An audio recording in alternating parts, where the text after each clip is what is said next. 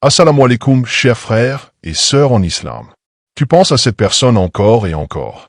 Tu l'as vue en rêve. Tu ressens sa présence, même dans son absence.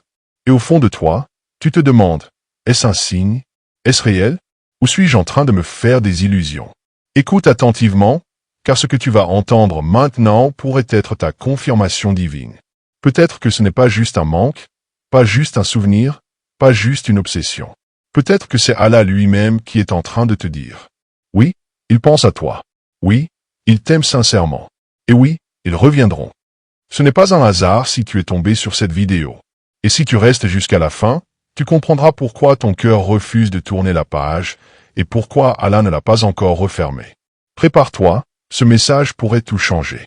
1. Quand ton cœur ressent quelque chose sans raison apparente. As-tu déjà pensé à cette personne sans aucune raison précise? Parfois, ton cœur se met à battre plus vite dès que tu la vois, que tu l'entends, ou même juste quand tu y penses. Tu te dis alors, est-ce un signe? Il arrive dans la vie que ce que nous ressentons dépasse la simple pensée ou le simple souvenir. C'est comme si ton âme percevait quelque chose que ton esprit n'a pas encore compris. Et si ce que tu ressentais n'était pas une simple pensée, mais un appel divin? En islam, nous croyons que le cœur humain est un réceptacle de la volonté d'Allah, qu'il capte des inspirations spirituelles que l'œil humain ne peut percevoir. Parfois, ce qui semble être une coïncidence ou une pensée récurrente, un rêve qui revient, n'en est pas une. C'est la manière qu'a Allah de t'interpeller, de t'envoyer un signe subtil. Pourquoi ce ressenti revient-il sans cesse? Pourquoi ne peux-tu pas l'oublier? La vérité, c'est que ton cœur est connecté à quelque chose de plus grand. Il capte des vibrations spirituelles, des mouvements invisibles. Et si tu ressens constamment une connexion inexplicable avec quelqu'un, alors peut-être que c'est Allah lui-même qui te montre une voie. Peut-être qu'il est en train de te préparer, de te faire sentir que ce que tu ressens va bientôt devenir réalité. Tu n'es pas faux. Ce que tu ressens a un sens. Le cœur humain est comme un miroir. Il reflète ce qui est écrit, ce qui doit arriver. Cette personne, cette connexion que tu ressens. Peut-être qu'Allah a déjà placé les pièces du puzzle en secret. Parfois, il faut juste du temps pour que l'invisible devienne visible. Et que les cœurs se rejoignent au moment parfait. Alors continue de prier. Continue de faire confiance à ce qu'Allah a écrit pour toi. Ce n'est peut-être pas encore le moment. Mais si tu écoutes ton cœur et restes patient, tu verras que ce qui te semble flou aujourd'hui prendra bientôt forme sous l'influence divine. 2. L'amour sincère est une écriture divine. L'amour sincère, celui qui naît d'un cœur pur, sans intérêt, n'est pas une simple rencontre entre deux âmes. Non, c'est le maktoub. C'est une écriture divine. Chaque battement de cœur, chaque regard échangé, chaque souffle partagé. Tout cela est inscrit sur les tablettes célestes, bien avant que nos pieds ne touchent cette terre. En islam, le véritable amour n'est jamais le fruit du hasard. Il est le reflet d'une volonté divine. La réponse à des invocations silencieuses. La manifestation de la miséricorde d'Allah. Cet amour n'est ni éphémère, ni dicté par des désirs passagers. Il transcende l'attirance. Il devient un lien sacré, une alliance spirituelle. Quand deux cœurs s'aiment pour Allah, ce n'est pas une coïncidence. Il n'y a pas de place pour le haram, ni pour l'égoïsme, ni pour la manipulation. C'est une forme d'amour purement spirituel. Tu te demandes peut-être, et si cette personne qui me manque n'est pas juste quelqu'un que j'ai aimé, mais quelqu'un que mon âme reconnaît? Peut-être que cette connexion ne se limite pas à ce que tes yeux ont vu, mais à ce que ton cœur, ton essence profonde a toujours su.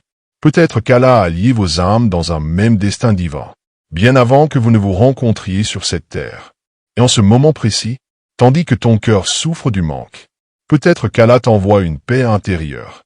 Une petite voix douce et rassurante qui te dit « Ne doute plus, je t'ai entendu, et je rapproche vos chemins. » Cette voix, c'est la certitude divine, celle qui te rappelle que ce que tu ressens n'est pas un hasard, mais le fruit d'une volonté divine. Peut-être que ton cœur attend silencieusement, mais en réalité, ton âme se prépare à une rencontre divine. Une rencontre qui aura lieu quand Allah décidera que le moment est venu. Il n'y a aucun hasard dans ce monde. Chaque lien, chaque amour a un but, même si nous ne le comprenons pas encore. Et si cet amour n'est pas le fruit d'une rencontre humaine, mais le résultat d'un décret céleste, alors rien ne pourra l'arrêter. Tu vois, aujourd'hui, Ce que tu comprends avec tes yeux ne représente qu'une infime partie de ce qui se prépare dans les coulisses. Allah ne dépend pas de nos horloges. Le timing divin n'est pas mesuré selon les mêmes critères que ceux des hommes. Il n'est jamais en retard. Ce qui nous semble être une attente interminable est en réalité un processus de préparation, de purification et de perfection.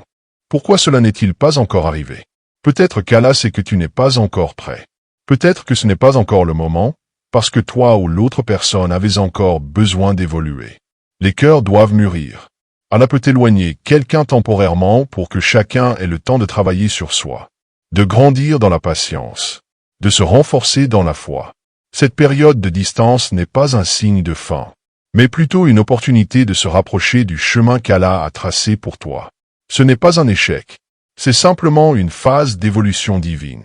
Tu as peut-être l'impression que tout stagne, que le ciel reste silencieux, que rien ne change, mais derrière chaque silence, derrière chaque épreuve, Allah est en train de préparer un chemin plus fort, un chemin où les cœurs seront plus clairs, plus sincères, prêts à s'aimer avec plus de pureté.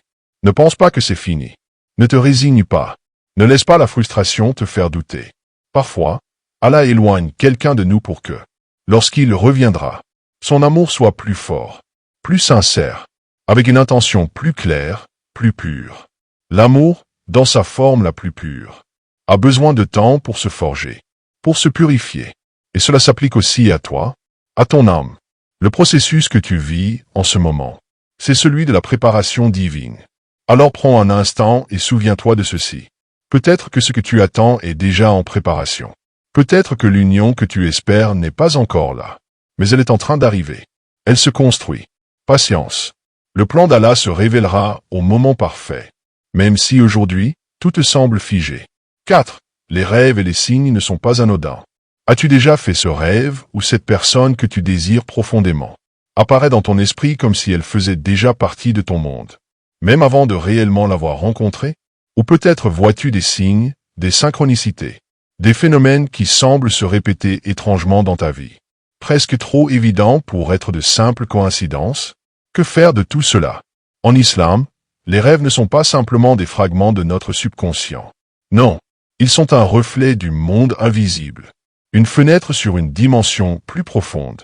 Il est dit que les rêves sincères sont une partie de la prophétie, un héritage spirituel qui nous a été légué. Ce ne sont pas des choses banales. Ce ne sont pas des illusions passagères. Ce sont des échos de l'invisible, des messages directs de l'au-delà, des signes envoyés par Allah. Imagine un instant que tu te réveilles d'un rêve, où tu es entouré de lumière, où l'essence de cette personne, ton désir s'approche de toi comme un murmure rassurant. Ce rêve, aussi vif et clair soit-il, n'est pas un simple produit de ton imagination. C'est un message, peut-être même une réponse à tes prières silencieuses. En islam, on dit que les rêves sont parfois une forme de communication divine. Un rappel que ce qui se passe dans l'invisible influence ce qui se passe dans notre réalité. Et parfois, Allah ne nous envoie pas seulement des rêves. Il nous envoie aussi des signes dans la réalité. Des clins d'œil subtils à travers des événements. Des rencontres inattendues, des pensées répétées. Ces signes ne viennent pas sans raison. Ils sont là pour te rappeler que ton espoir est entendu.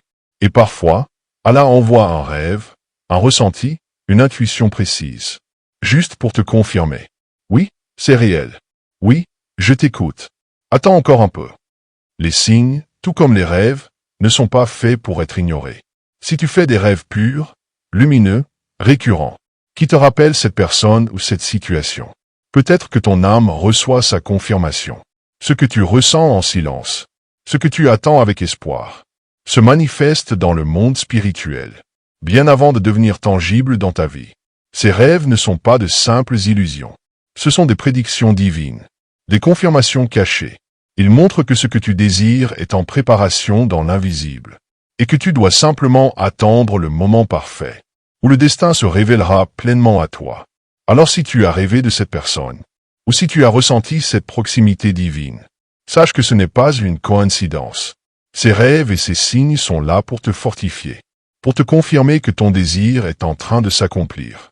Dans les dimensions invisibles, tu n'as qu'à garder la foi et attendre patiemment que ces éléments se manifestent dans le monde réel. Ils t'aiment, ils veulent te retrouver. Mais Allah les retient pour l'instant. C'est naturel de se demander pourquoi cette personne ne revient pas. Pourquoi ce silence? Pourquoi cette distance?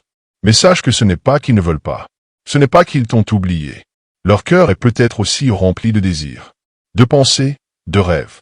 Mais il se peut qu'Allah les retienne pour une raison bien plus grande que tu ne peux percevoir. Allah sait mieux que nous ce qui est bon pour nous. Et il sait aussi quand le moment est le plus propice. Pour réunir deux âmes, leur silence n'est pas toujours un refus. Ce n'est pas un rejet. Parfois, c'est un appel au renouveau. Une pause sacrée dans ce cheminement. Un espace entre deux cœurs. Pour qu'ils puissent guérir, évoluer. Et revenir plus forts, plus purs. Allah ne permet pas cette distance par malveillance. Mais pour que chacun puisse se préparer à quelque chose de plus grand, de plus profond. Le passage du temps n'est pas un signe de fin. Ce n'est qu'une phase où chacun trouve son équilibre. Où le processus divin continue en arrière-plan. Cette personne cherche peut-être sa propre guérison, sa propre croissance. Pendant ce temps, Allah continue de travailler dans l'invisible. Il arrange les circonstances, enlève les obstacles et prépare le terrain pour que l'union puisse avoir lieu au moment parfait. Peut-être qu'ils pensent à toi dans leurs prières, qu'ils t'envoient en secret des pensées pleines de tendresse. Peut-être qu'ils regardent le même ciel que toi, espérant te retrouver avec le même désir, la même foi, la même patience. Tu ne sais pas exactement ce qu'ils vivent. Mais ce qui est certain, c'est qu'Allah œuvre dans l'invisible, pour rapprocher vos chemins au moment qu'il a choisi. Ne laisse pas l'attente t'inquiéter. L'amour divin n'est jamais en retard. Parfois, Allah prend le temps de préparer les cœurs des deux, pour que, lorsque l'union arrive enfin, elle soit marquée par la pureté, l'authenticité et la force qu'un chemin guidé par lui seul peut offrir. Souviens-toi, l'amour ne se perd pas dans le silence. Parfois, il se renforce dans l'attente. Il mûrit sous le regard bienveillant d'Allah, qui sait exactement quand faire en sorte que vos chemins se croisent à nouveau. Ils reviendront quand ton cœur sera prêt à les accueillir sans idolâtrie. Allah n'envoie pas quelqu'un dans ta vie pour que tu l'adores. Ce n'est pas une coïncidence, ni une simple rencontre. Il t'envoie une âme pour t'accompagner, pas pour le remplacer. Il est Al-Ghayyour, le jaloux, celui qui ne tolère pas que quoi que ce soit prenne sa place dans ton cœur. Peut-être qu'ils reviendront, mais à une condition, que ton cœur soit prêt à les accueillir sans idolâtrie. Ce n'est qu'à ce moment-là que l'union pourra se produire. Quand tu seras capable d'aimer, sans tomber dans l'erreur, sans faire de cet amour humain une distraction de ton amour pour Allah. Ton amour pour Allah doit surpasser ton amour pour eux. Et cela peut être un défi, car l'amour humain est puissant. Il nous lie, il nous emporte. Mais rappelle-toi que ton cœur appartient d'abord à Allah, et que tout le reste n'est qu'une manifestation de cette connexion profonde et pure avec lui. Allah ne permet pas que l'amour humain t'éloigne de lui. Il est clair à ce sujet. Il peut retarder la réunion de deux âmes, non pas pour te faire souffrir, mais pour que tu comprennes cette vérité essentielle. Ce n'est pas eux qui vont te sauver, c'est moi.